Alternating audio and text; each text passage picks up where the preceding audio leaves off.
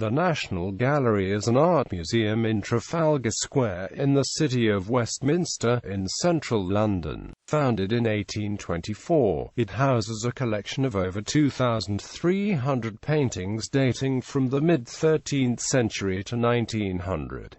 The gallery is an exempt charity, and a non-departmental public body of the Department for Culture, Media and Sport. Its collection belongs to the public of the United Kingdom and entry to the main collection is free of charge. It is among the most visited art museums in the world, after the Musée du Louvre, the British Museum, and the Metropolitan Museum of Art. Unlike comparable museums in continental Europe, the National Gallery was not formed by nationalizing an existing royal or princely art collection. It came into being when the British government bought 38 paintings from the heirs of John Julius Angerstein, an insurance broker and patron of the arts, in 1824. After that initial purchase, the gallery was shaped mainly by its early directors, notably Sir Charles Locke Eastlake, and by private donations, which comprise two-thirds of the collection. The resulting collection is small in size, compared with many European national galleries, but encyclopedic in scope. Most major developments in Western painting, from Giotto to Cézanne, are represented with important works. It used to be claimed that this was one of the few national galleries that had all its works on permanent exhibition, but this is no longer the case. The present building, the third to house the National Gallery, was designed by William Wilkins from 1832 to 1838. Only the facade onto Trafalgar Square remains essentially unchanged from this time, as the building has been expanded piecemeal throughout its history. Wilkins's building was often criticized for the perceived weaknesses of its design and for its lack of space. The latter problem led to the establishment of the Tate Gallery for British Art in 1897. The Sainsbury Wing, an extension to the west by Robert Venturi and Denise Scott Brown, is a notable example of postmodernist architecture in Britain. The current director of the National Gallery is Gabriele Finaldi. History. The call for a national gallery the late 18th century saw the nationalization of royal or princely art collections across mainland Europe. The Bavarian Royal Collection opened to the public in 1779, that of the Medici in Florence around 1789, and the Muséum Français at the Louvre was formed out of the former French Royal Collection in 1793. Great Britain, however, did not emulate the continental model, and the British Royal Collection remains in the sovereign's possession today. In 1777 the British government had the opportunity to buy an art collection of international stature, when the descendants of Sir Robert Walpole put his collection up for sale. The MP John Wilkes argued for the government to buy this invaluable treasure, and suggested that it be housed in a noble gallery, to be built in the spacious garden of the British Museum. Nothing came of Wilkes's appeal, and 20 years later the collection was bought in its entirety by Catherine the Great. It is now to be found in the State Hermitage Museum in St. Petersburg. A plan to acquire 150 paintings from the Orleans collection, which had been brought to London for sale in 1798, also failed, despite the interest of both the King and the Prime Minister, Pitt the Younger. The 25 paintings from the collection now in the gallery, including NG1, have arrived by a variety of routes. In 1799 the dealer Noel Desenfants offered a ready-made national collection to the British government. He and his partner Sir Francis Bourgeois had assembled it for the King of Poland, before the Third Partition in 1795 abolished Polish independence. This offer was declined, and Bourgeois bequeathed the collection to his old school, Dulwich College, on his death. The collection opened in Britain's first purpose-built public gallery, the Dulwich Picture Gallery, in 1814. The Scottish dealer William Buchanan and another collector, Joseph Count Truxas, both formed art collections expressly as the basis for a future national collection, but the respective offers were also declined. Following the Walpole sale, many artists, including James Barry and John Flaxman, had made renewed calls for the establishment of a national gallery, arguing that a British school of painting could only flourish if it had access to the canon of European painting. The British institution, founded in 1805 by a group of aristocratic connoisseurs, attempted to address this situation. The members lent works to exhibitions that changed annually, while an art school was held in the summer months. However, as the paintings that were lent were often mediocre, some artists resented the institution and saw it as a racket for the gentry to increase the sale prices of their old master paintings. One of the institution's founding members, Sir George Beaumont, B.T., would eventually play a major role in the National Gallery's foundation by offering a gift of 16 paintings. In 1823, another major art collection came on the market, which had been assembled by the recently deceased John Julius Angerstein. Angerstein was a Russian-born émigré banker based in London. His collection numbered 38 paintings, including works by Raphael and Hogarth's Marriage a la Mode series. On the 1st of July 1823, George Agar Ellis, a Whig politician, proposed to the House of Commons that it purchased the collection. The appeal was given added impetus by Beaumont's offer, which came with two conditions: that the government buy Angerstein's collection, and that a suitable building was to be found. The unexpected repayment of a war debt by Austria finally moved the government to buy Angerstein's collection for £57,000. Foundation and early history. The National Gallery opened to the public on the 10th of May 1824, housed in Angerstein's former townhouse at No. 100 Pall Mall. Angerstein's paintings were joined in 1826 by those from Beaumont's collection, and in 1831 by the Reverend William Holwell Carr's bequest of 35 paintings. Initially the keeper of paintings, William Seguier, bore the burden of managing the gallery, but in July 1824 some of this responsibility fell to the newly formed Board of Trustees. The National Gallery at Pall Mall was frequently overcrowded and hot, and its diminutive size in comparison with the Louvre in Paris was the cause of national embarrassment. But Agar Ellis, now a trustee of the gallery, appraised the site for being in the very gangway of London. This was seen as necessary for the gallery to fulfill its social purpose. Subsidence in number 100 caused the gallery to move briefly to No. 105 Pall Mall, which the novelist Anthony Trollope described as a dingy, dull, narrow house, ill-adapted for the exhibition of the treasures it held. This in turn had to be demolished for the opening of a road to Carlton House Terrace. In 1832, construction began on a new building by William Wilkins on the site of the King's Mews in Charing Cross, in an area that had been transformed over the 1820s into Trafalgar Square. The location was a significant one, between the wealthy West End and poorer areas to the east. The argument that the collection could be accessed by people of all social classes outstripped other concerns, such as the pollution of central London, of the failings of Wilkins's building. When the prospect of a move to South Kensington was mooted in the 1850s, according to the Parliamentary Commission of 1857, the existence of the pictures is not the end purpose of the collection, but the means only to give the people an ennobling enjoyment.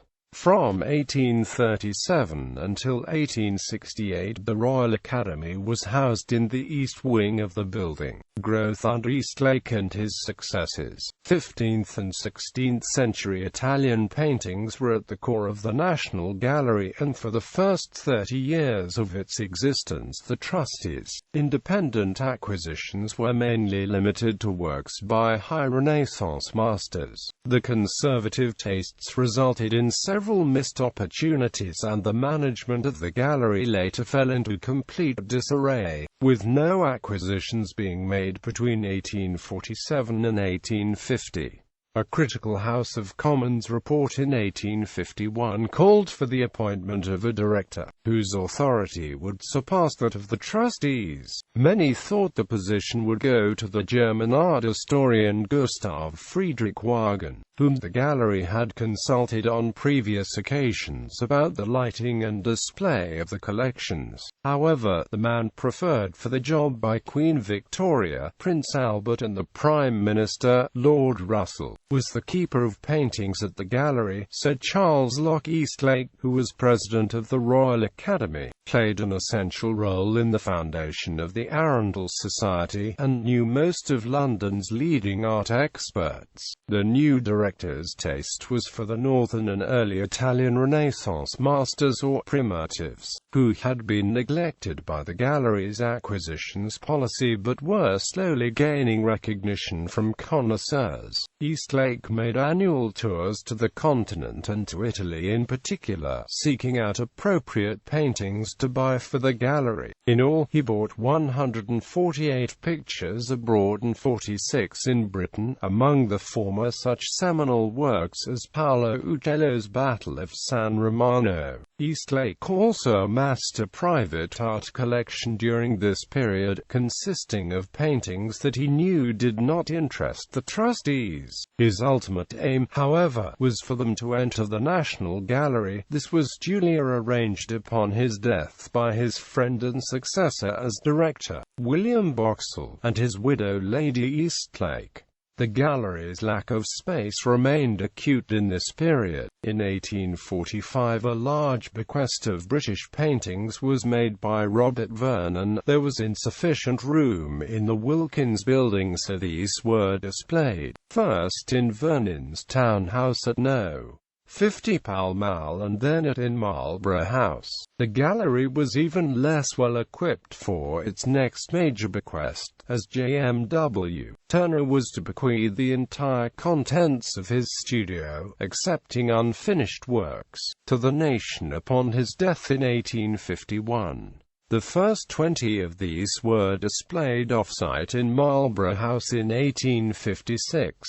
The stipulation in Turner's will, that 2 of his paintings be displayed alongside works by Claude, is still honored in room 15 of the gallery, but his bequest has never been adequately displayed in its entirety. Today the works are divided between Trafalgar Square and the Claw Gallery. A small purpose-built extension to the Tate completed in 1985. The third director, Sir Frederick William Burton, laid the foundations of the collection of 18th-century art and made several outstanding purchases from English private collections. The acquisition in 1885 of 2 paintings from Blenheim Palace, Raphael's Anside Madonna and Van Dyck's equestrian portrait of Charles I, with a record-setting grant of £87,500 from the Treasury, brought the gallery's golden age of collecting to an end, as its annual purchase grant was suspended for several years thereafter. When the gallery purchased Holbein's Ambassadors from the Earl of Radnor in 1890, it did so with the aid of private individuals for the first time in its history. In 1897 the formation of the National Gallery of British Art, known unofficially from early in its history as the Tate Gallery, allowed some British works to be moved off-site, following the precedents set by the Vernon collection and the Turner bequest. Works by artists born after 1790 were moved to the new gallery on Millbank, which allowed Hogarth Turner and Constable to remain in Trafalgar Square. Early 20th century. The agricultural crisis at the turn of the 20th century caused many aristocratic families to sell the paintings,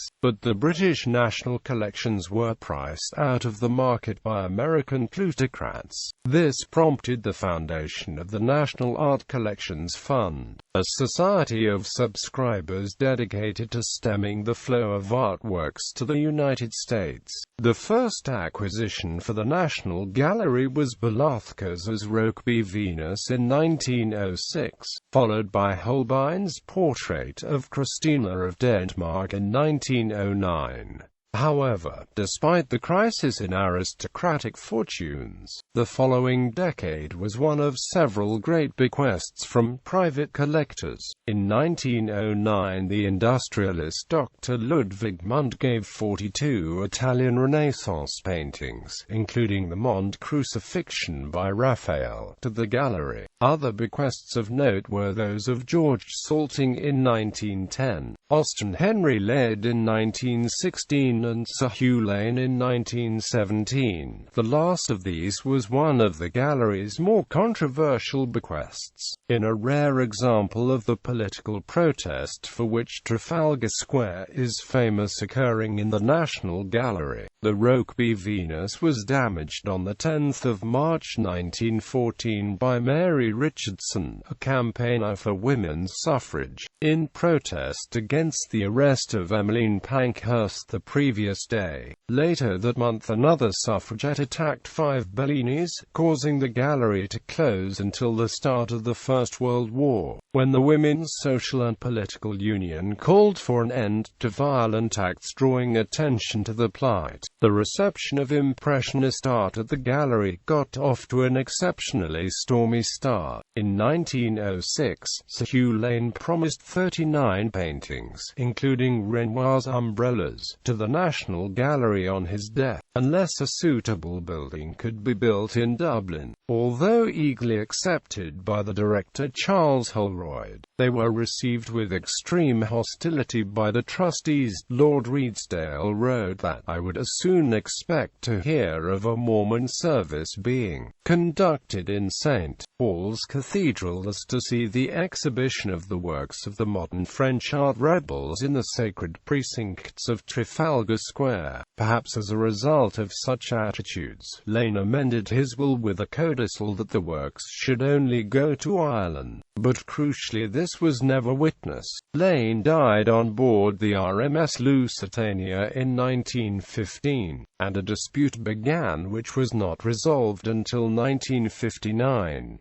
Part of the collection is now on permanent loan to Dublin City Gallery, and other works rotate between London and Dublin every few years. A fund for the purchase of modern paintings established by Samuel Courtauld in 1923 bought Cyrus Bathers at Asnieres and other notable modern works for the nation. In 1934 these transferred to the National Gallery from the Tate. World War II. Shortly before the outbreak of World War II, the paintings were evacuated to various locations in Wales, including Penrhyn Castle and the University Colleges of Bangor and Aberystwyth. In 1940, as the Battle of France raged, a more secure home was sought, and there were discussions about moving the paintings to Canada. This idea was firmly rejected by Winston Churchill, who wrote in a telegram to the director, Kenneth Clark, "Bury them in caves or in cellars, but not a picture shall leave these islands." Instead, a slate quarry at Manod, near Blaenau Festiniog in North Wales, was requisitioned for the gallery's use. In the seclusion afforded by the painting's new location, the keeper Martin Davis began to compile scholarly catalogues on the collection, helped by the fact that the gallery's library was also stored in the quarry. The move to Manot confirmed the importance of storing paintings at a constant temperature and humidity, something the gallery's conservators had long suspected but had hitherto been unable to prove. This eventually resulted in the first air-conditioned gallery opening in 1949. For the course of the war, Myra Hess and other musicians, such as Maura Limpani, gave daily lunchtime recitals in the empty building, to raise public morale at a time when every concert hall in London was closed. A number of art exhibitions were held at the gallery as a complement to the recitals. The first of these was British Painting Since Whistler in 1940, organised by Lillian Browse, who also mounted the major joint retrospective exhibition of paintings by Sir William Nicholson and Jack B. Yeats, held from the 1st of January to the 15th of March 1942, which was seen by 10,518 visitors. Exhibitions of work by war artists, including Paul Nash, Henry Moore and Stanley Spencer, were also held. The War Artists Advisory Committee had been set up by Clark in order to keep artists at work on any pretext. In 1941, a request from an artist to see Rembrandt's portrait of Margaretha de Geer resulted in the Picture of the Month scheme, in which a single painting was removed from Manor and exhibited to the general public in the National Gallery each month. The art critic Herbert Reed, writing that year, called the National Gallery a defiant outpost of culture right in the middle of a bombed and shattered metropolis. The paintings returned to Trafalgar Square in 1945. Post-war developments. In the post-war years, acquisitions have become increasingly difficult for the National Gallery as the prices for old masters, and even more so for the Impressionists and Post-Impressionists, have risen beyond its means. Some of the gallery's most significant purchases in this period would have been impossible without the major public appeals backing them, including The Virgin and Child with St. Anne and St. John the Baptist by Leonardo da Vinci and Titian's Death of Actaeon. The gallery's purchase grant from the government was frozen in 1985, but later that year it received an endowment of £50 million from Sir Paul Getty, enabling many major purchases to be made. In April 1985, Lord Sainsbury of Preston Candover and his brothers, the Hon. Simon Sainsbury and Sir Timothy Sainsbury, had made a donation that would enable the construction of the Sainsbury Wing. The directorship of Neil MacGregor saw a major rehang at the gallery, dispensing with the classification of paintings by national school that had been introduced by Eastlake. The new chronological hang sought to emphasize the interaction between cultures rather than fixed national characteristics, reflecting the change in art historical values since the 19th century.